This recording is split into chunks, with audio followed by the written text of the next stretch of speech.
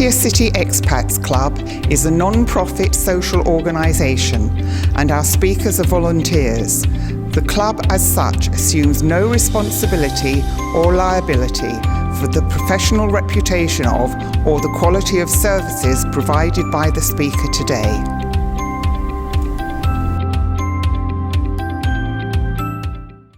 John, stay there for a second. I've got to sing your praises. I mean, it's his second speech at the club. He gave one before.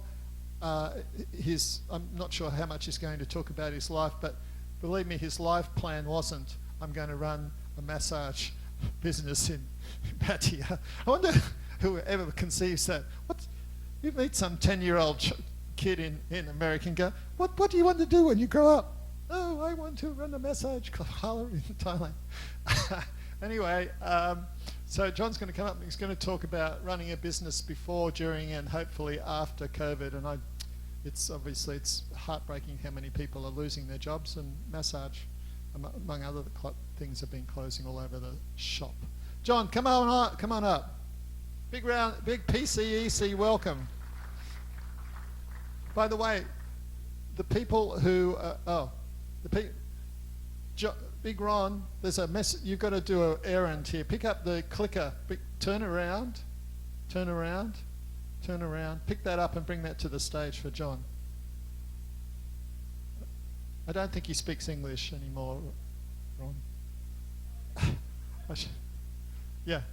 Colin still speaks English. Yeah.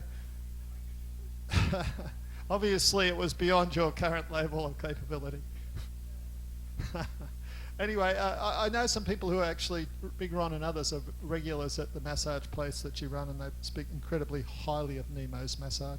Well, personally, I want to know why you called it Nemo's massage. All right, and over to you, John. Okay, thank you very much, and good morning to everybody. Thank you for welcome.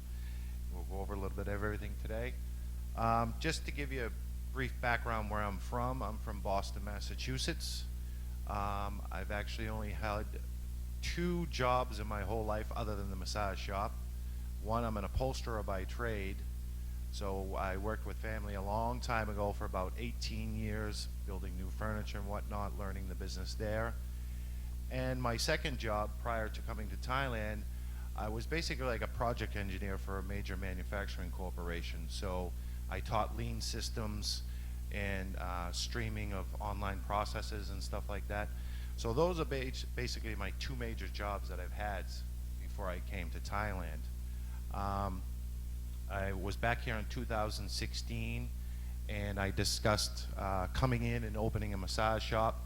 And again, like he said, it wasn't my plan to come here to Thailand to open a massage shop, okay? The whole idea was I was actually going to open a Thai restaurant serving locals, okay? Which obviously is totally different than what we're doing right now, okay? So we're currently, Nemo's has been open now for 6 years. We've expanded into 2 locations, Soy Diana and Soy Bukaw. My Soy Bukaw one is actually franchised, with me having 40% control, and the other owner or partner has 60%. Okay, but I take care of the day-to-day operations and report back to him. We were at the time prior to COVID looking up to doing a 3rd location at Centara Hotel, but with the challenges prior to COVID, we decided to put that on hold, thank God. So with that being said, I'll move forward and get right into the slideshow. Just the arrow, right?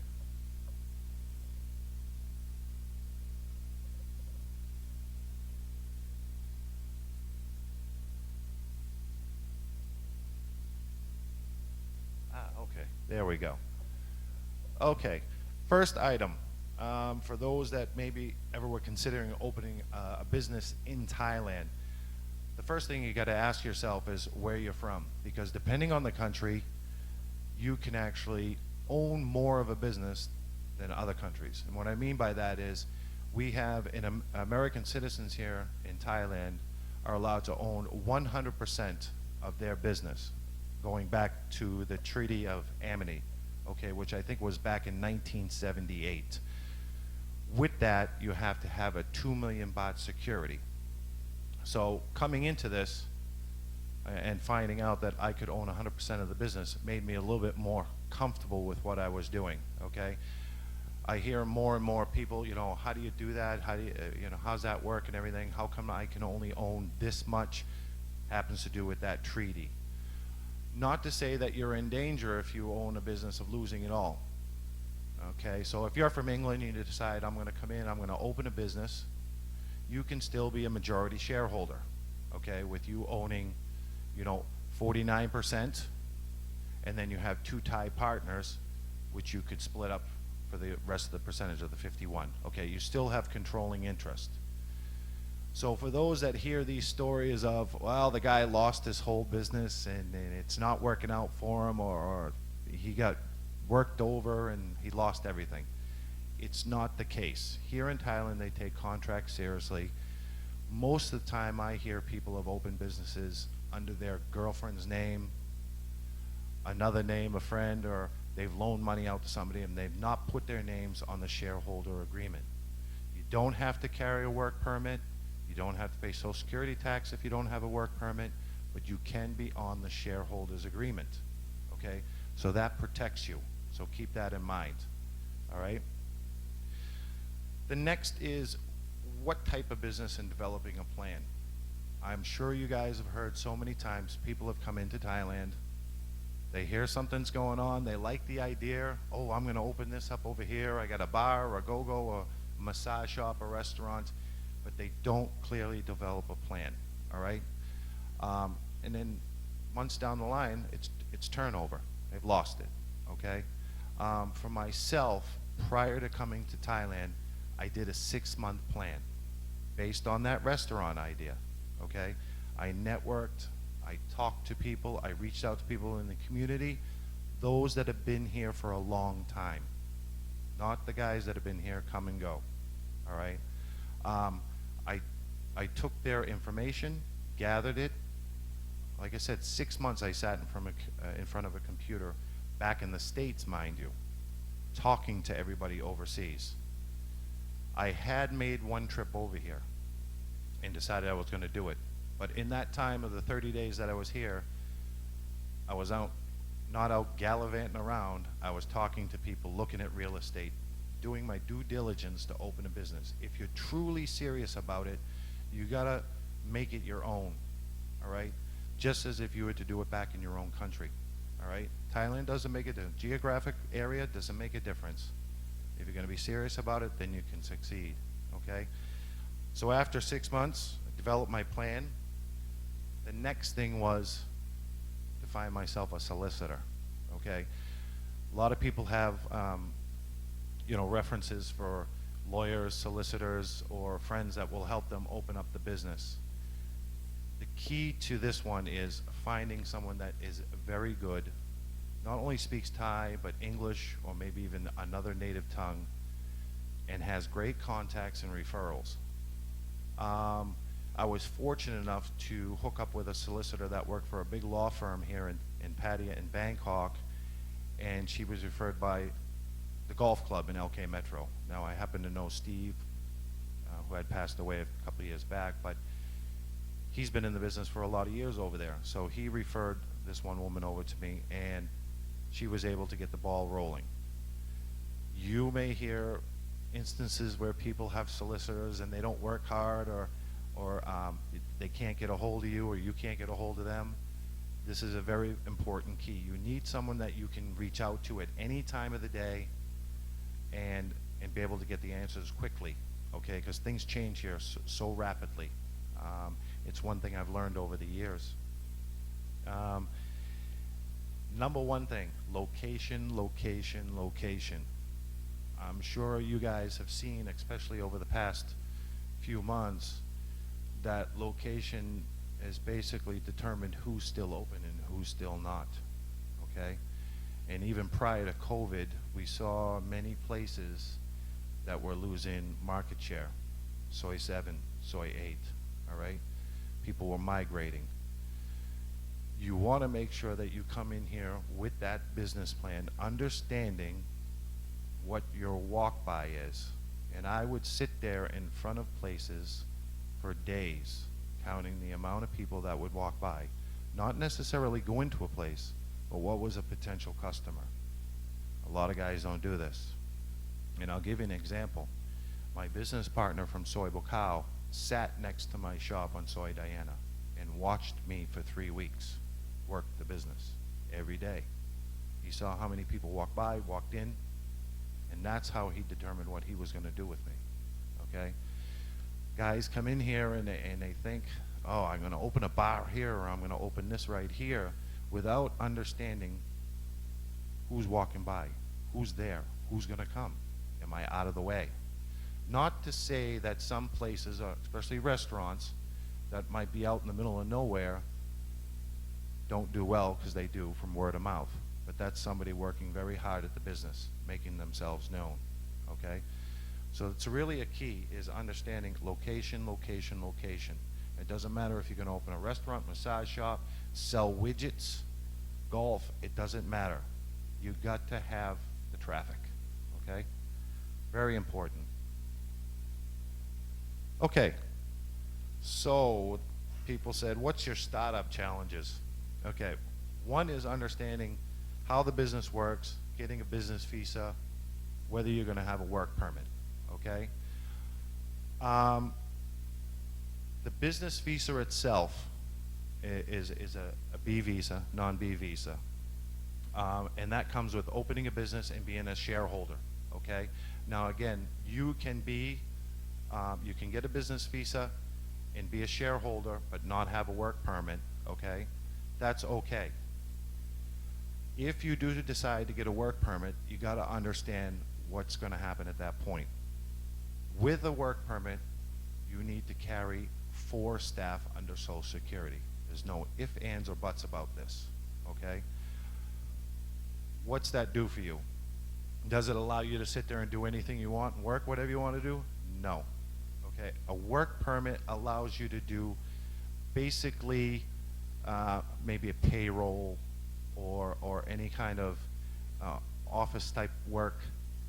And when I say that, I mean you're limited. You can sign documents for your staff. You can sign documents for the bank. You cannot pick up a broom. If they catch you picking up a broom or even screwing something into a light bulb or anything like that, you can lose your work permit status because it's protected, okay? You can get sometimes special stipulations if you have a profession that's specialty here in Thailand. Say, okay, I'm a French cuisine cook, then you possibly get a special stipulation. For myself, I have something listed under my work permit as far as managerial skills, what I need to do at the desk, which is in the middle of my shop, so in case they walk in and they see me sitting there, I don't get nailed. Now, the repercussions for something like that really can go up to about 30,000 baht for your first instance, okay? There was an example, a gentleman was selling fire extinguishers when I first opened, and he decided he was going to have one of his meetings at one of the restaurants and try to sell his fire extinguishers. Immigration happened to follow him along, arrested him on the spot, and it was 30,000 baht. Now, from what I understand, he got a second chance, but just keep those in mind. Work permits are not going to give you permission to do anything you want, okay? Again, you're going to be paying Social Security per month for 4 staff. So what's that do?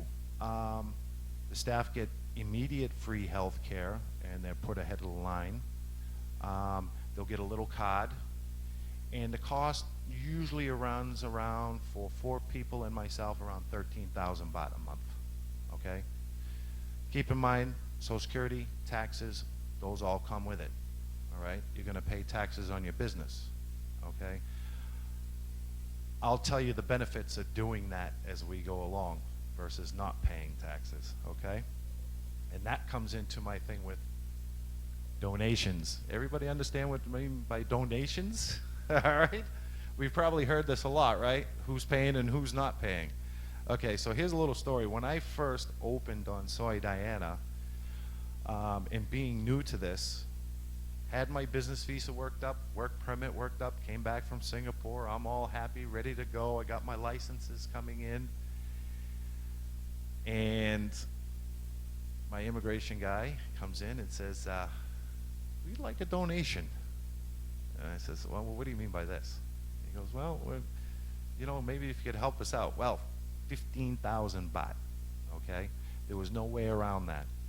I had no tax history behind me, no Social Security payments. I was new, fresh out of the gate, okay? So I made my donation. Well, it has its pros and cons. The pro was that 2 weeks later, another division showed up from Bangkok looking for a donation. And since I already given to one group, that group decided to make the call to the other group and say, hey, ain't gonna happen. It's already been done.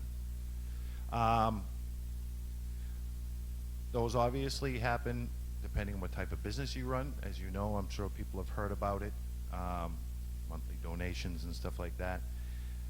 But this is where paying taxes and Social Security and stuff come into play. That after that first year, now that I had history in the business and paying my dues, those went away, okay? So keep that in mind. As long as you're doing everything legal in Thailand, okay, it's very beneficial for you. You know, get on the shareholders agreement, pay taxes, pay your sign tax, pay your water tax, okay? You have a voice. That's most important. It's what I learned, okay? And since then, we've always been legal, all our licenses up to date, everything. And we'll get into that too. Licensing, make sure you have what you need. Again, if you have everything you need, you don't have to worry about donations, all right? Your business license, depending on the business, now will be either through City Hall or Banglamung, okay? A music license, probably, I don't know if anybody's heard of a music license before, but it's 8,000 or 9,000 baht a year, and you have to have that in order to play either Falang music or Thai music, and there's two specific ones. You can either have both, but if you have a Falang music license, then you can only play Falang music. If you have a Thai one, only Thai. Okay, and that applies to live music as well. Now, it's changed quite a bit since I first opened. When I first opened, it was required that you had the original CD. You could not copy anything. So you couldn't have it on a stick. You couldn't do anything. Couldn't play it from YouTube. Second year into it, they expanded it and said, oh, you can play the YouTube. By the third year, game over, everything opened. We could have it on a flash drive as long as it was original music. It wasn't copied. But that is for copyright infringes, I guess, or something like that. The city comes in and they'll collect it from you. Make sure, again, if you own a business and you're going for a music license, when they come in, check their ID. Even make a call to City Hall, because there's been instances where people have rolled up in pickup trucks and said, we're with the music people, you don't have a license, and confiscated all their equipment, and then you got to track them down and come to find out they don't even work for the city. Okay, that was the first thing I did when he walked in the first year. I know the guy now. I said, sit there and wait a minute, give me your ID. Called my solicitor, again, who had great contacts, made the call, and within 15 minutes, we knew who he was. And he was legitimate. Okay, so it's very, very important, no matter who walks into your business, to verify who they are, okay? Even if they have to come back. It's not a big deal. You'll hear some instances where people will walk in, you'll question who they are, and then they never return. That's when you have a problem, okay? So make sure you have all, especially if you're in a restaurant. Anybody familiar with Harry's Bar here, which is on Soy Diana? Pretty big bar and restaurant.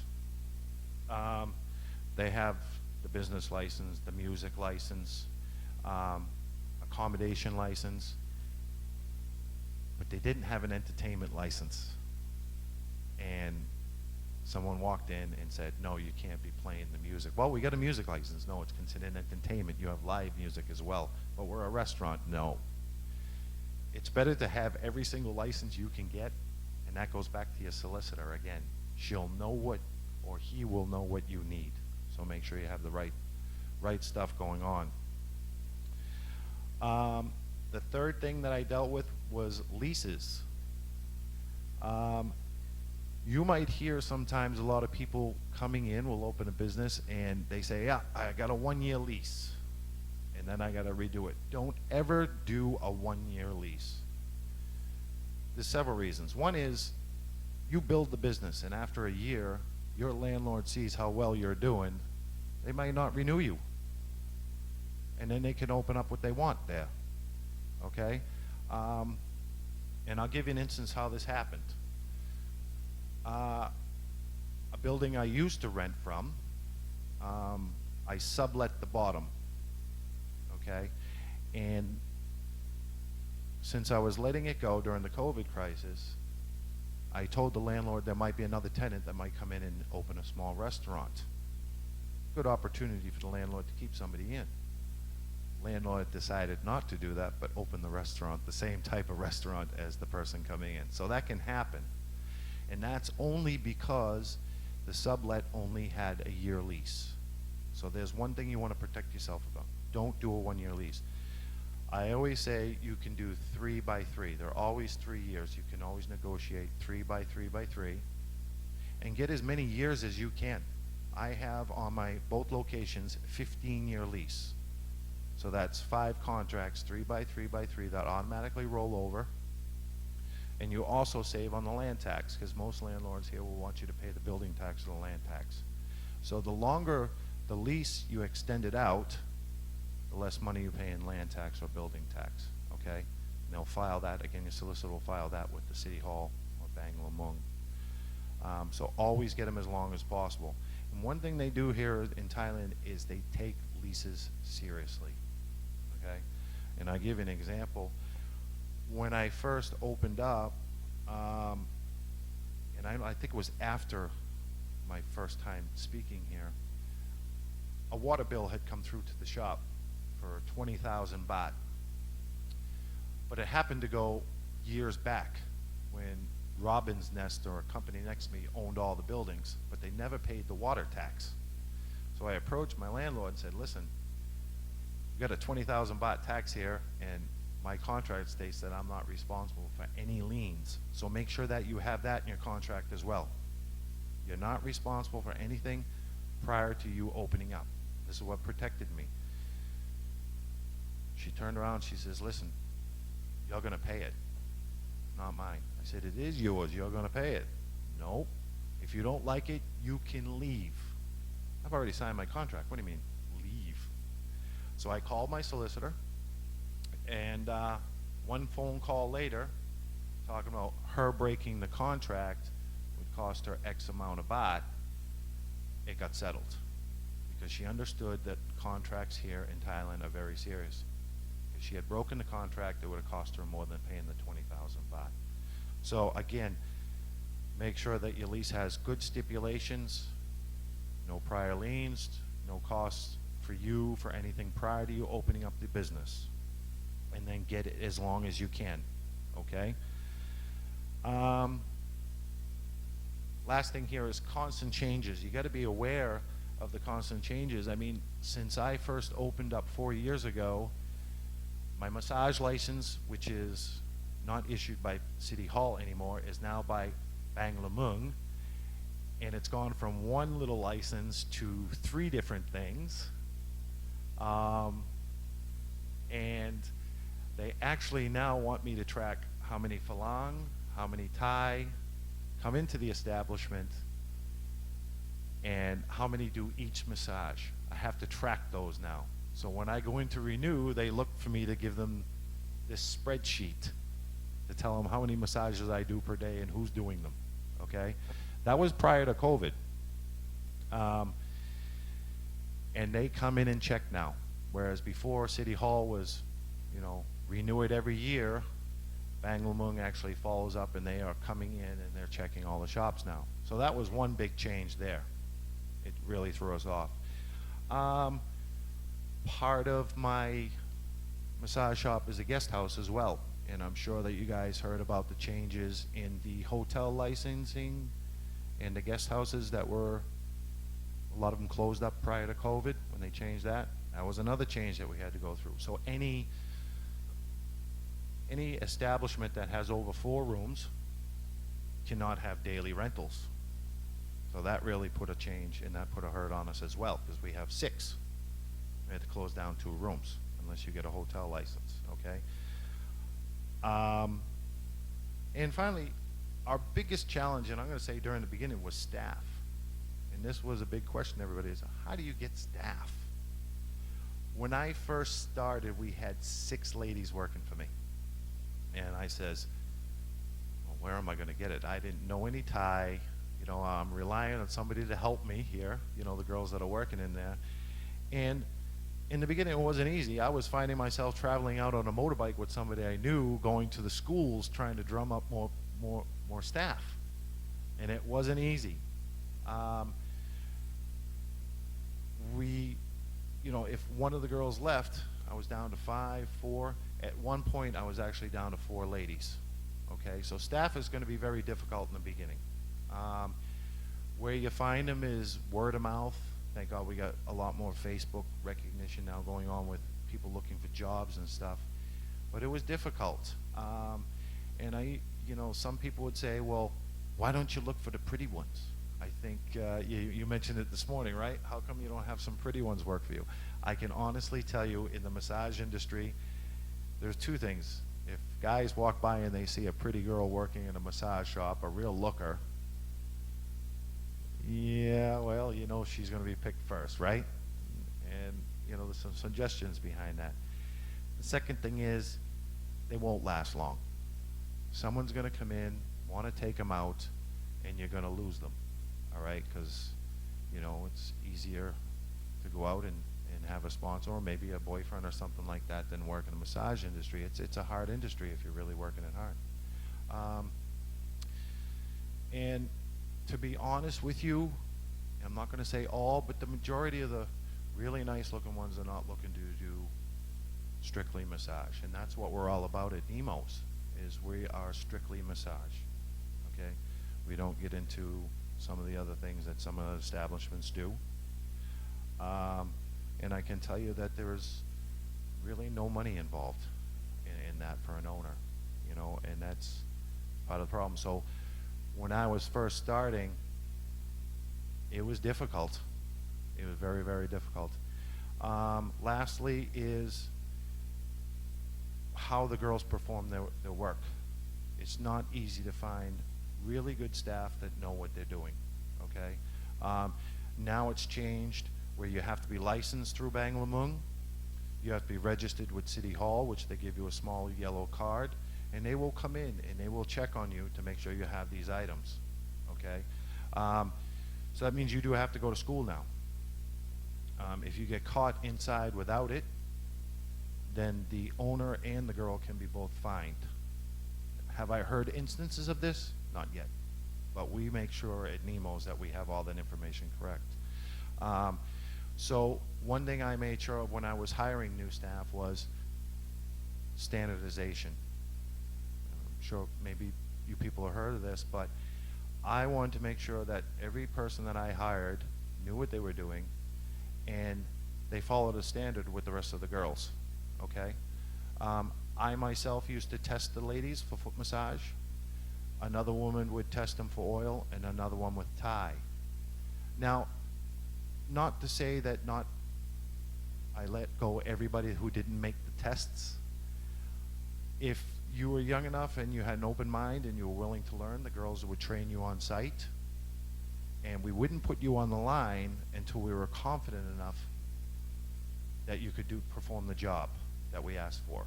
So while a girl was in training, she might do foot massage, but if somebody come in looking for an oil and she was the only one available, the customer would have to wait.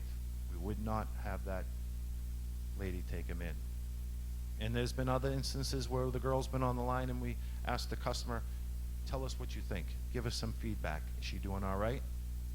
So those are types of things that you want to do during your business too, is be open, and be open with your clientele. It doesn't matter if, again, if you have a restaurant or anything like that, how's my wait staff doing? Are they working out for you? Because maybe they're new.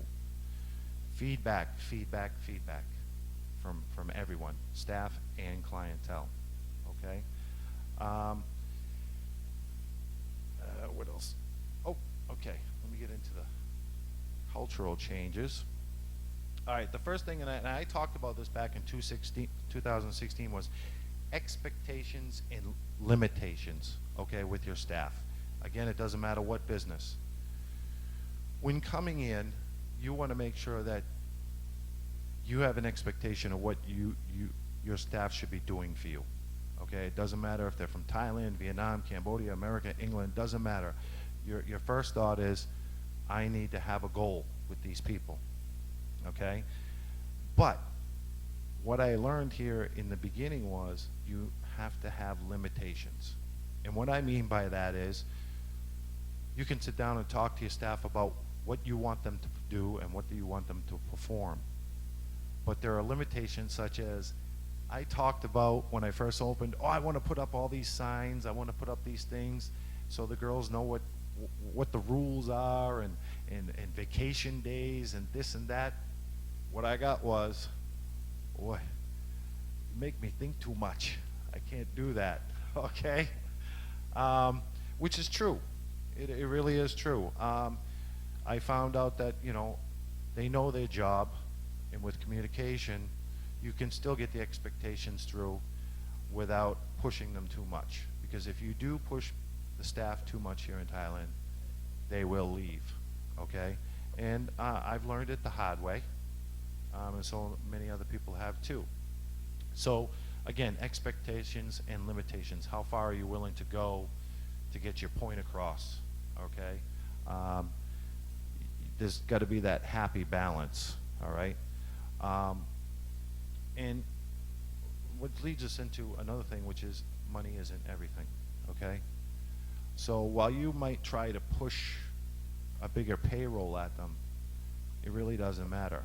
If the job is too much, or if the boss is too much, if he expects too much and pushes you too much, or too many and-ons, or what we call visuals to tell you what to do, or there's too many bosses, it doesn't matter how much you pay your staff, they will leave, okay? We're finding out now it's happening. There are businesses now that are trying to pay people more and more, but without the social aspect of their job and the boss pushing them for this and this without customers, they're leaving, okay? So you have to, again, find that happy balance between you and the staff, okay? One thing I suggest when you hire your staff is make sure that they come in alone. Some people might say, well, there's 3 of them that want a job. Here's what I found out the problem with that is when one leaves, they all leave, okay? They come in 3 at a time, 4 at a time, which is great. But the problem is if you have a problem with one and she leaves, you'll find yourself very short-staffed. And I've seen many instances where businesses here are calling up an emergency looking for a cook, a waitress, a cleaner, all at the same time, okay? We at Nemo's do not hire groups, no more than 2. And we tell them that. I'd rather be short-staffed now than later on. And I learned the hard way, trust me. I had, when I first opened, a group of 4 come in. One was managing my shop. And it was pretty funny. We don't close till 12 at midnight. So I'm excited, I'm moving along here. I'm starting to get some clients. I go out for a walk, and I come back at 10 o'clock and my shop's closed. What's going on here? Well, I look across the street. 4 of them are sitting in the bar. What's going on here? So I called them across the street. One of the gentlemen decided to pay the 300 baht to let them off of work, all 4 of them. So I kind of laid into them. And this is where the limitations come in. I had my Western culture attitude, and when I laid into them good, okay? Because our business is open to 12. 4 people cannot leave, all right? Well, the next day, those 4 were gone because the one who was in control that I really laid into about taking everybody out decided that I had gone too far and the other 3 were following, okay? So I learned my lesson the hard way. 2 things, obviously, limitations on how I should approach a problem, and 2, in hiring staff altogether. Don't do it. Never ever do it. Okay? And that tells you, okay, so when are you a good boss? How do I know I'm doing well with my staff? And what I learned over the years was, as we were getting more staff and building up the business, if you're a good boss, the first thing is the employees will go above and beyond. Contrary to what you hear out there where people say, well, they're kind of lazy or they're this or that. And I hear this all the time. That has nothing to do with them. That has to do with the boss who's running the business. I can tell you right now. My girls, since I've learned through trial and error, will come in early, will work late, more than 12 hours a day. They will watch my shop for me while I go away for 4 or 5 days. And I can honestly tell you, in the 6 years I've been in business, neither shop has lost any money. No one's stolen anything. I don't have that problem. You don't see me on Facebook going, oh, look out for this person, I lost money. It doesn't happen, okay? If you're a good boss, you run a decent ship, and you got customers coming in, you take care of the staff, and you're there day after day, they will definitely go far above and beyond for you. Trust me. Referrals, they will also bring you referrals. And I think I saw this on the internet. One thing for sure, if you're a good boss, they will come to you and say, I know somebody looking for a job. It might not be their friend, but somebody might have mentioned it and said, I'm looking for a job. They will bring you referrals. Anytime I've lost a lady or 2, the first thing I do is I go to my staff. Do you know anybody looking for a job? Somebody not too close, but distant enough where, again, we don't want that partnership to apply, right?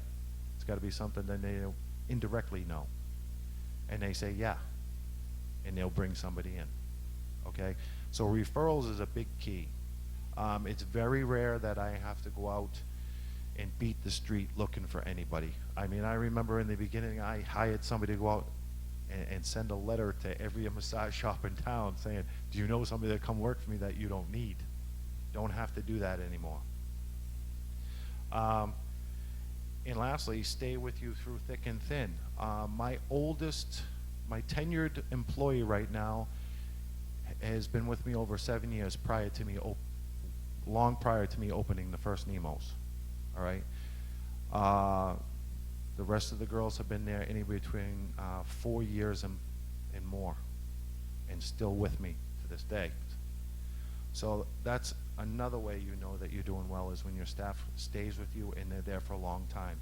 And I always tell my staff, the longer you stay, the more beneficial it is for you, because think about it, in this type of service industry, same as haircut, barbershop, people keep coming back looking for the same person. And if you keep moving around, you as an employee lose that customer. Not only me, you do too. I think we all know that, right? The last thing was customer service. This probably had my head being butted up against the wall a lot more than I liked. You know, back in our country, we always probably see that sign on the wall that says the customer comes first, right? It takes so long to get a customer, but only seconds to lose one, all right? Very hard to understand here. So what we did was, in the beginning, what I learned from prior jobs was we instilled a monthly meeting, sometimes twice a month.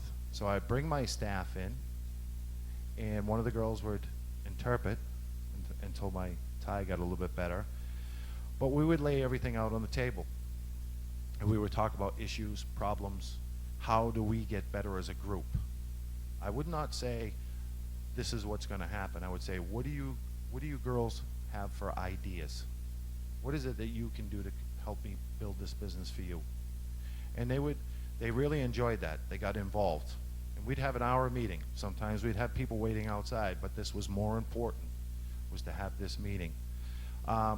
We would go as far as if we had issues on the floor with a particular employee, we would address as a group with that employee, because now we've considered ourselves a family.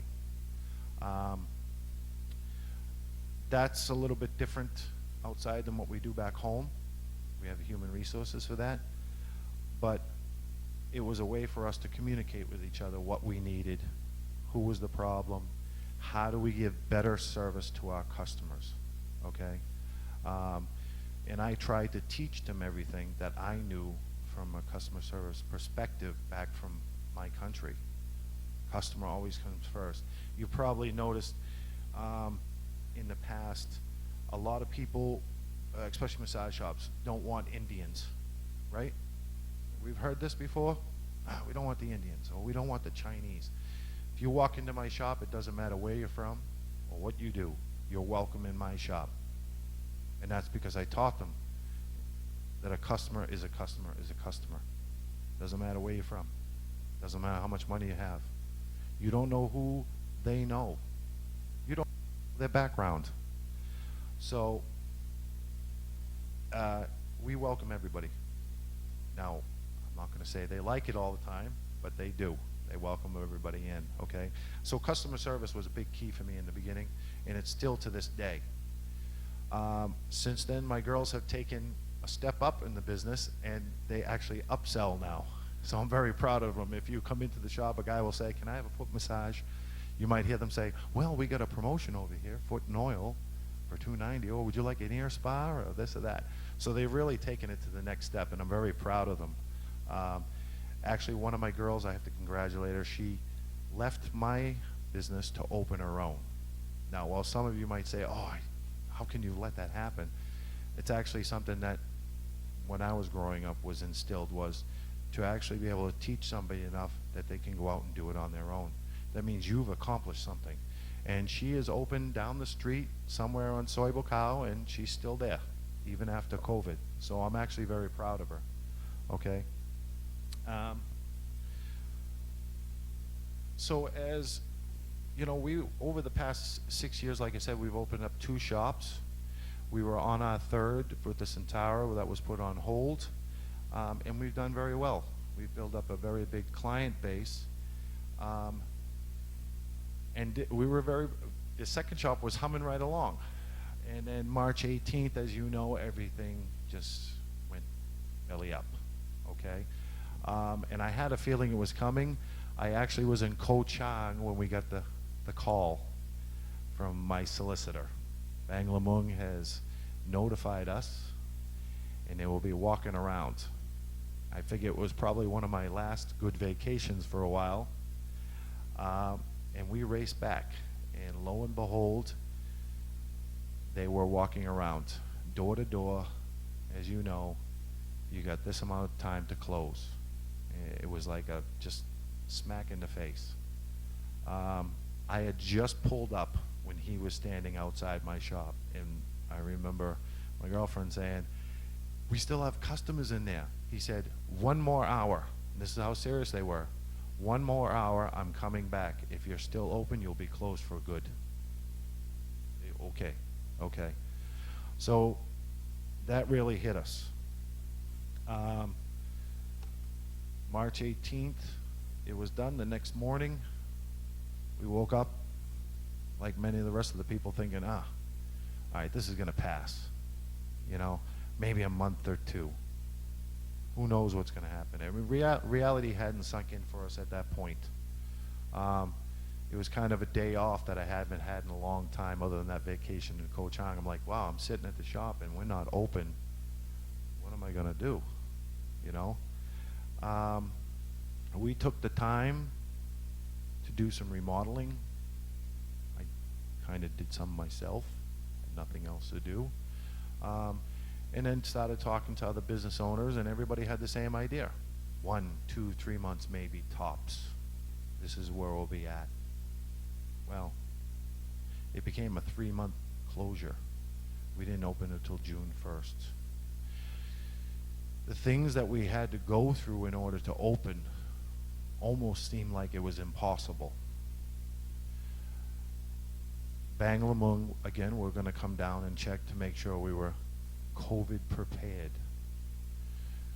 As you know, thermometer checks, sign-in sheets, QR codes that we needed to get on the internet and actually fill out applications in order to get the QR code to hang outside. Certain visuals that were given to us by the city needed to be hung up.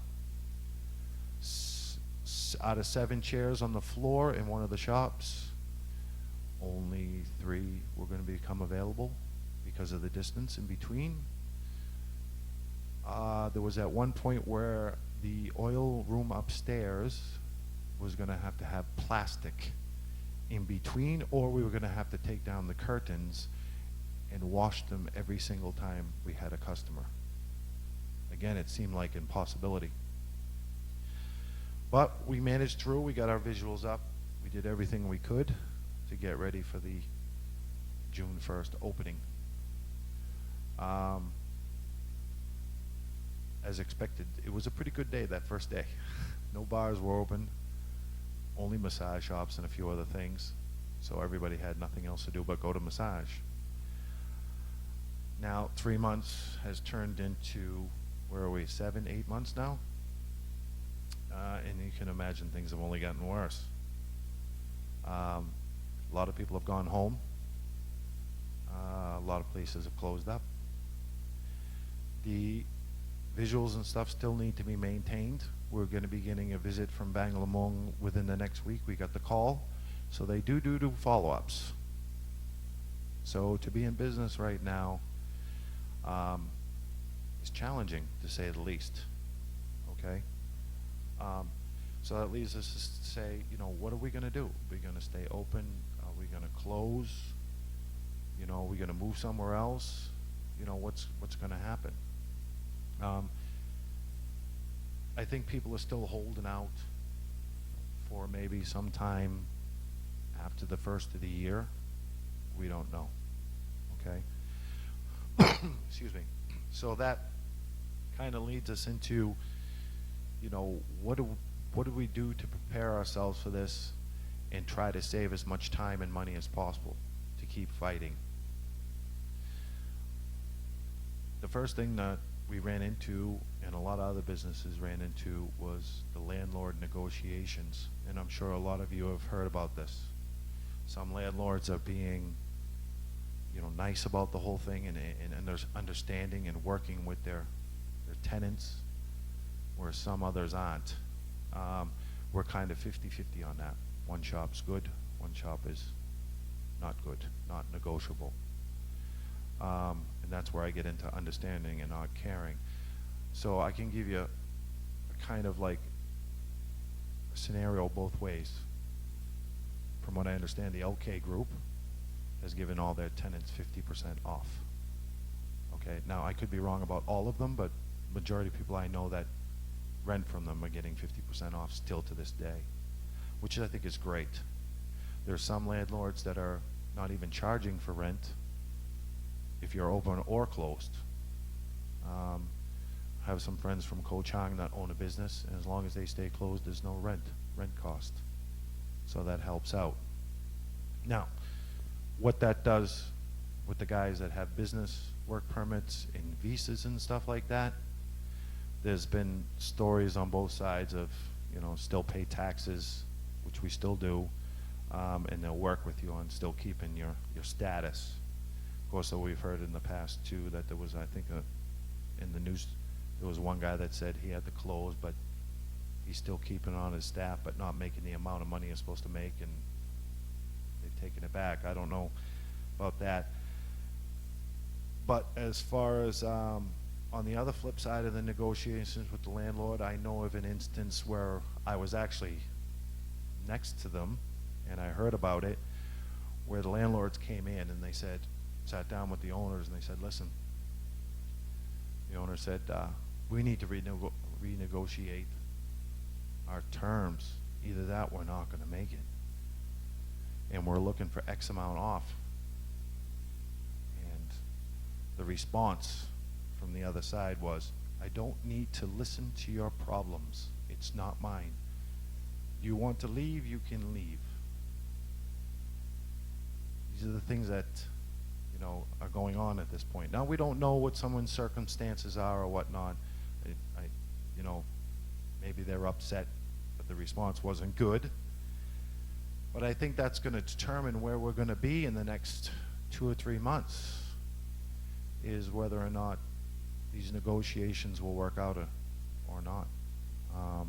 We're still waiting to hear about this big one that I just talked about, which has nothing to do with me, but I know the people. I think part of that problem here is that some of the owners of the buildings probably don't understand supply and demand at this point. There's a lot of supply, not a lot of demand, and we're trying to explain to them that the value of the business or the value of the building that we're renting is no longer there. 60, 70,000 baht a month is no longer going to be. It's going to be a reset, and we're trying to explain to this, but a lot of them don't understand the financial aspect of the business. When you're renting, you'll hear a lot of, you know, if you go out and look at a building and you want to open a business, you'll hear, I want 60,000 baht a month. And you might think in the back of your mind, why is it worth that? Can you tell me why it's worth that much? Up to me. Okay? It's not their fault. It's just the nature of the business. Okay? I tried to explain to mine, you know, there's nobody walking by. If I leave, you're going to get this. They don't understand the long term. So these are the challenges we're facing right now. We've cut costs. I had 39 staff between my 2 shops when we were running full bore. I am currently down to 9 between both shops. Okay, so that's 30 people not getting paid right now, and it's unfortunate. We've tried to help them out as much as we can, but it is what it is. We told them we'll welcome them back when we can, and they said, okay, we'll hang in there. Now the problem we're running into is, I think I mentioned the social aspect of girls working and stuff like that, right? If there's not enough customers, it doesn't matter what you pay them, they might move on. We're finding that in our industry and a lot of other industries now is nobody can sit there all day. Doesn't matter how much you pay them. They'd rather go home. I have at my second shop now 2 of my staff will be leaving by the end of the month to go back home. And it's not like we're not paying them, because we are, but to sit there during a 12 or 10 hour day and get a couple, 3 customers, not doing it. And it's happening everywhere. We're seeing it in the bar industry, we're seeing it in the entertainment industry, the restaurants, they're leaving. And that's part of the problem too, is if you lose your staff, you've got nothing, okay? We're working on it. We've called some other staff back. They're going to try to work with us. The licensing, the music, for those that used to come into Nemo's on Diana, this guy over here right in the back pretty much is the only one that gets the music now. We did not renew our music license. That's 8,000 or 9,000 baht saved towards waiting it out to keep my people still employed, and a lot more people are doing that. We've shut breakers off in the building, so my guest house, since I'm not renting out the rooms, everything above the oil room is completely locked out, closed, to bring down the cost of electricity, okay? Billing issues, electric and water, we had to fight for the cuts on that. Did you guys, I don't know if you heard about it, when things started to open back up, people were talking about electric bills increases and water bill increases for no apparent reason, maybe a 25 to 50% rise. We in the business industry found that even during our closure, our electric bill was just as high as it was when we were open, and it didn't make sense. So a lot of us had to go down to the electric company and the water company and fight for those discounts and have them fix it. Now, it was funny, the electric company told me, well, we don't have a problem with your area. This seems to be the right amount. Of course, the next day they were down there changing my whole outlet on the outside of the building for some reason, okay? But we did get the discounts. So at this particular time, everybody is watching their billing for the electric and water to see if there's any discrepancies. You have to be on top of that. Really, really on top of it. The government's been really good with taxes and Social Security benefits. The Social Security that I told you that you have to pay in order to keep your work permit, they have dropped it down to, I believe it's 4%. So what used to cost me $13,000 a month now cost me 4,800 baht, if I remember my last bill. So the government's been good in that aspect. They've been helping us out. Okay, so there's some, you know, pros to what the government's done for actions for the business owner. And I mean, that's basically what we've been doing. We're hoping to ride it out at least until April. That was our plan, unless things change. If there's any positive news, I heard this month there was some write-ups that they're working on a travel bubble with Singapore, Hong Kong, China, and 10 other countries to get them traveling in between with a COVID test prior, COVID test after, and Thailand may be working down to a 10-day quarantine period. Not set in stone, but it sounds like they got to make a move, and they got to make a move fast, because if they don't, I think they see the writing on the wall for Phuket, Koh Samui, Pattaya for all us, you know, business owners. We've been out there, you know, fighting for our survival. One of the last things that's been a challenge for us that just came up for me, it's going to be a decision maker. And it not only affects us as a business owner, but it could affect the rest of you in the building, is what happens with the banking industry. Now, all my business accounts are either through Bangkok Bank or SCB. And I heard rumblings about, you know, guarantees in the bank if they fail, how much they're going to have of your money. So I went in there to talk to them, and I says, listen, I'm hearing that the guarantee is dropping. We have a business account. What happens to the money that's in there that we're paying our rents or money that's transferred over? And she handed me the pamphlet. And I look at it. It's a 5 million baht guarantee right now, but as of August 2021, next year, it's dropping to 1 million. I looked at it, I said, that's not a good sign. We're doing all the right things trying to stay in business, and you're going to 1 million baht. What am I missing here? And they kind of looked at me and just shook their head. Okay?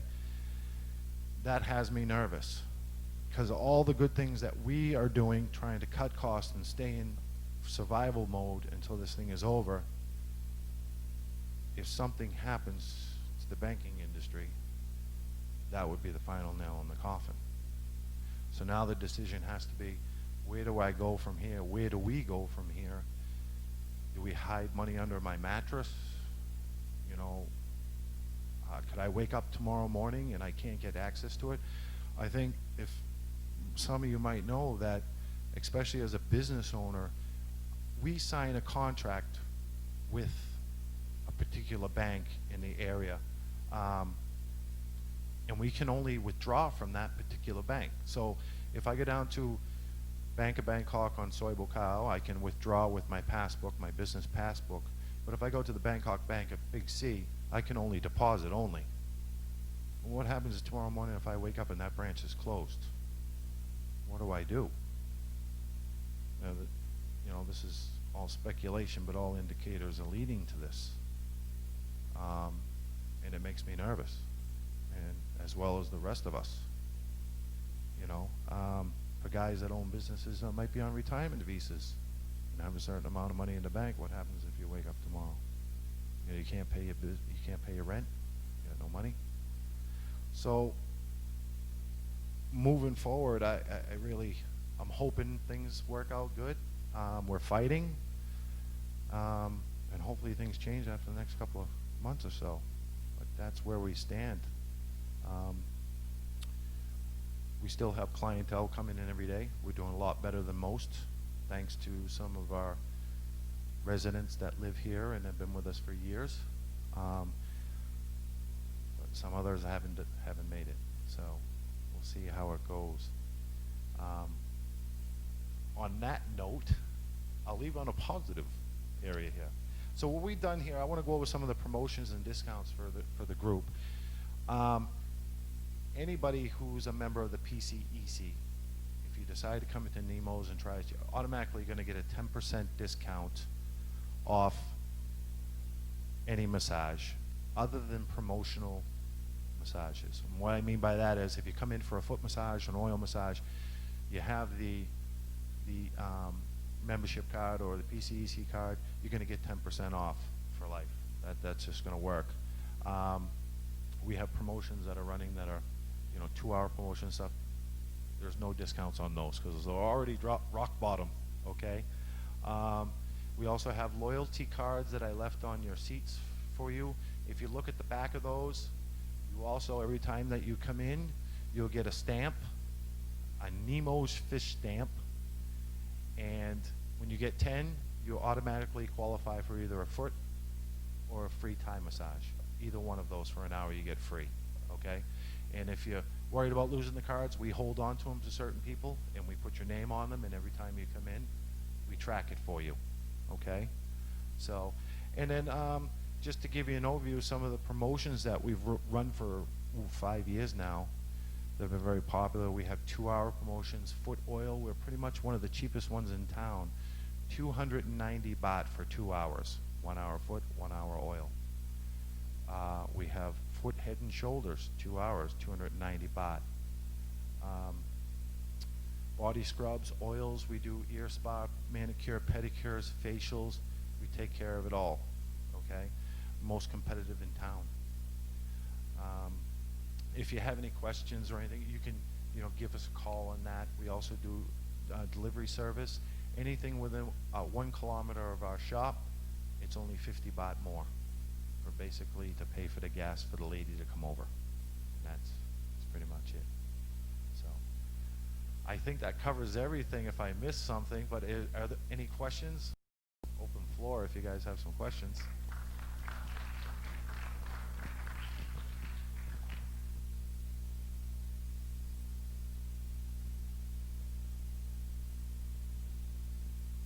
What does it mean when you say that you have a delivery service? Does that mean you bring the girls to your apartment?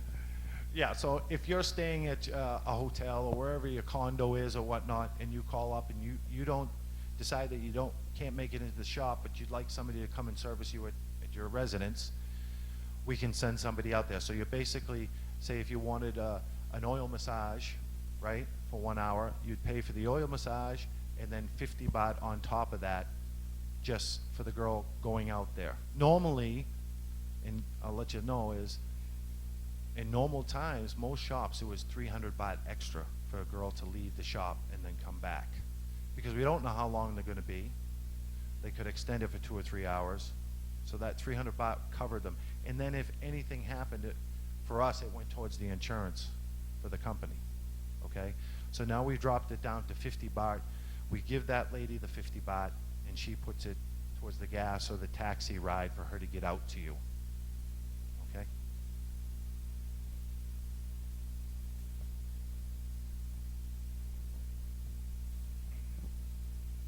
Hi. With you having all the paperwork in place, had Yeah. you not made the donation, what was the threat? Okay, so good question. Basically, the second year out when I was approached, it wasn't, you need to make the donation. It was, would you like to? And I said, I would like not to, thank you. I pay my taxes, this and that. That can only work, mind you, with a legal entity. As you know, certain establishments in this town are still considered illegal. There's no way around the donation system. But for us, I had paid taxes, I pay Social Security. Now I'm contributing to society. All right, I'm legal. I said, no, I'm not paying. Now, that's continued for the last 6 years. So this year when I went to renew, now this is where the kicker has come. It's changed, and this is with immigration. Not all, but a particular group have decided to kick a dog when it's down. I myself had to make a donation this year, smaller than other people because I complained about it. And one can only factor in that team money or contributions are less than what they used to be, and they need something. I wasn't the only one to get hit this year. There was a lot of people. It went around like wildfire. One instance where they walked in, it was 30,000. Well, I got everything, 30,000. They called the solicitor came down. It was, don't take video, don't do this, you're gonna pay it, or even you, to the solicitor, will not have a business. Okay? That's not with everybody, but I heard it more often than not this year. So this was the first year since I opened that I actually had to make some kind of donation. And there's no way around it. There just isn't, you know. You could find yourself, even if you wanted to fight it, on the wrong side. It never works out. Very rarely, okay? I don't know if that answers your question enough, you know, without getting into further detail. Yeah. And those are things that you have to get used to if you're working here in Thailand. It can come and go. You know, things change. Thanks, John. Yeah. I've been coming to Nemo since you gave the talk last time, but 5-6 years ago. Yeah. And I get my friends. I know Colin. He went there, I guess, last week or two. And if you never had the ear spa, you need to treat yourself to the ear spa. Colin went there, and they took so much wax out of his ears, now you're making candles. Right?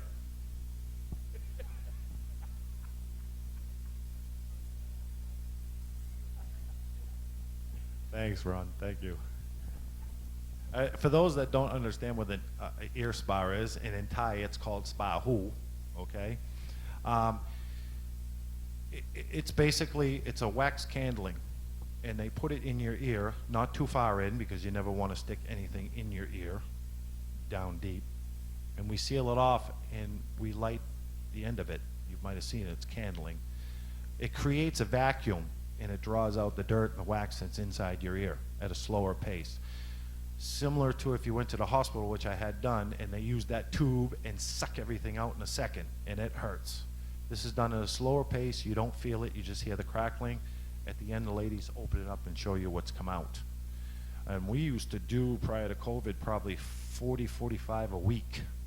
I mean, we were really humming with that. So it's something different. A lot of people enjoy it, and it doesn't hurt. So that. With your kind of business, why would you agree to music and entertainment? Okay. Entertainment we don't need because we don't have live bands, but music license, I play soft music in the background for when you're getting a massage. It helps with the atmosphere. So I don't particularly play the Thai chimes and stuff like that. What I'll do is I'll put like a soft R&B type of music in the background with piano playing or something. Because if it's too quiet, it can become a distraction from outside noises. So in order to play that R&B music or something soft, I need to have that music license, and it's got to be posted. John. Yes. Yeah, you've answered one of my questions actually, because I often see bars where they're blasting out Thai music. I mean, really blasting out. And I think most of us here, we don't want to hear that, so we don't go in the bar. Yeah. But you mentioned about the 2 licenses you could have, which is one for Thai and English, or just for Thai. Yes. So that would explain why they're just playing Thai music, because the owner hasn't bothered to pay for the 2 licenses. Exactly, exactly. I mean, there is, which bar is it? Harry's Bar again. Harry's Bar can only play English music. I've gone in there many times on off hours and said, hey, put on this Thai song that I heard, and they say, can't do it, can't do it. We only have a Falang music license. So yeah, there are 2, and it really does apply. So for those that go into a bar and say, I don't want the Thai music, can you put the Falang? And they say, cannot. Don't be upset with them, because they probably haven't paid for that other music license. They only have 1. So. Another good point that you brought up was location. Very important. People who walk past, or actually people can park. You know, there's a lot of people here don't want to walk 10 feet.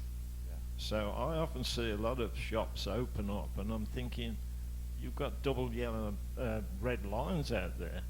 You've got no passing trade. People are not going to pull up and walk in. So yours is a very good, valid point. Location. Yeah, when I first was looking around for real estate, and at one point I could tell you everything that was for sale, how much, and where it was. You know, you all know LK Metro, I'm sure, and since the longest time, everything's been pushed back. And I knew it was coming, and Soy Diana was the major cut through. So to actually get on that street, I knew at that particular point, okay, I'm not going to open a restaurant, but I know how to manage people. So when this presented itself on Soy Diana, I just jumped at it. I mean, I wasn't intending to open a massage shop, but again, going back to location, I said, okay, guest house, I can do that. The girls know their job. I can manage the girls. I'll just flip the business plan around. Instead of a restaurant, I'll still use all the basics that the contacts, everything that I've networked, and apply it here because of that location. And it worked out very well, very, very well. I mean, as you know, Soy Diana was the major cut through for everybody. It's still, even to this day, over Scaw Beach area where they have all those bars and the Thai stuff and everything. Still, Soy Diana is the major cut through. Now that some places are closing, yes, there's some parking available. We're actually telling our customers, sure, you can park out front now too. You know, so yeah, location. One more question. Can you estimate or give us some general idea of what kind of income on a monthly or yearly basis a person could expect to have in this environment in the massage parlor business? All right. So I can only lead you by example for our business. It may be some numbers what I heard from the bigger shops, but my business alone, and guys, don't get me wrong, I worked every day, and I was there from morning till night. At our peak on Soy Diana, with 22 to 25 ladies on the day, we would service over 130 people in a small single shop. That was a single unit, not the big places. Anywhere upwards to between 27 to 36,000 baht a day in sales. Okay, now mind you, approximately 45% on average goes back to the girls. and cost of the business. That did not include my rooms. So there's money into it if you want to work it, if you do it correctly, okay? I think for our small shop on Soy Diana, we did 1 year close to 1.2 million baht in 1 month for gross sales between that and the upstairs. Now the cost, the overhead's a lot less than your restaurants, your service industries like that, your go-go's, or entertainment venues and bars. So if that kind of gives you an idea. The bigger shops, your Yellow Massage and all them, I heard estimates of between 60, 70,000 baht a day, with half of that probably going towards the staff and payroll and everything. So if that kind of gives you an idea roughly how much is possible in it, yeah, it can be good. It can be lucrative. It's kept me here for how long? When you were back in Boston, why Thailand? Okay, that's a good question. So what happened was, this was all by accident. This is very strange. We in the United States I was in the automotive industry, and we had to downsize. Part of my job was actually streamlining and shipping stuff out of the country. I actually put myself out of a job. So when we had the automotive industry crash, I was one of the ones that was let go. So needless to say, while I'm sitting home and can't find a job, I decided to go on a little vacation and was invited over here by a couple of friends. And I spent 22 days here. And I fell in love with it. And I didn't even understand it at that point. I had gone from Bangkok to Pattaya to PP Island. I think, yeah, I only went into one entertainment venue in Bangkok and still didn't understand it. But I met a gentleman from England who was looking to retire here and open a business, a restaurant business, as I mentioned before. And I thought to myself, you know, I've been out of work for a long time. Maybe it's time to start something new. And I seen the potential. And this, going back 7 years ago, if you guys remember, everything was hopping. Even in the low season, May, this place was jammed. And I said, oh, look at this. There's money here. And that's when I started to meet everybody and went home and did that 6-month business plan. So I was actually a visitor to Thailand once before I made my move. People say, you're crazy. You can talk yourself out of something. Guys, I'm going to tell you, at the end of this, if COVID closes us up and I have to go home, I'm still going to be proud of what I accomplished, happy to meet the people who I met, and I'll start over. Simple as that, because it's beyond our control. But coming here, total accident, and here I am still 7 years later. John? Hey, John. I don't know if you can comment on this or anything, but I've heard a lot of talk that the COVID virus and things is a good excuse for Thailand wanting to close Pattaya, at least, the bars and the massage places. Have you heard something like that? Yeah, okay, so there's rumors and speculations about that. There's nothing written concrete stone. I think everything under the sun's been thrown around here. One thing for sure is they've always wanted to move it back from the beach area. There's no question about that, and change Walking Street into something more touristy. And I think it's a perfect opportunity for them to do that. While some people have not welcomed that, I always said, yeah, bring it back, because that increases my walk through. You know, more hotels are going up on the beach prior to COVID. Flipper House 2 was being put up, you know, because Soy 7 was dying out and they were pushing it back. Whether they want to close up the whole industry, I don't think you can. I don't think it's possible, but I don't think that's the intention. But I think there's a lot more emphasis on cleaning up the beach area and stuff, you know, making more productive for domestic travel and other people coming in, looking at it and saying, oh, this is a nice place to stay, you know. They've done a lot of work. So, again, to answer your question, it's rumor. It's rumor, that's all I've heard. Just a comment, really. I have no interest whatsoever. It's difficult to get up. Yeah, I'll try. I have no interest whatsoever in starting a business at my age, but I found your talk thoroughly interesting. Many, many good points for anybody that does want to open a business. And, you know, rarely I pay attention to all guest spots, but I thought that was very good points you made if you're opening a business. And Thank you. obviously, everything depends on COVID and the light at the end of the tunnel. So I wish you good luck with that, and thank you for your talk. That's all I can say. Well, one thing, I mean, and I'll let you know, on COVID, where there's despair, there's opportunity, right? We all know that. So moving forward, I'm not only looking at is if I can survive this, but there's going to be opportunity to do other things, right? People have left, rents will come down and stuff.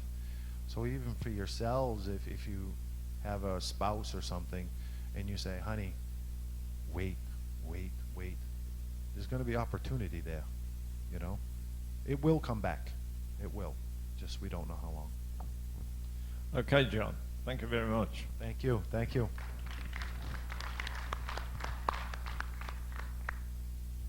We do have a small presentation for you. Firstly, I thought that talk was absolutely wonderful. Really, really wonderful. And really, come over here, really should be a compulsory viewing for anybody thinking about starting a business in Thailand, or just some generally very good points about starting a business. I don't know about you guys, but I've walked down a street and I've seen a business open and thought, this business cannot work in this position. What the hell are they doing? And of course it doesn't work and it closes and stuff. So I just, anybody ever talks to me about opening a business, I'm sending the link to this talk on YouTube, okay? So really, John, thank you. It was just a really, truly wonderful talk.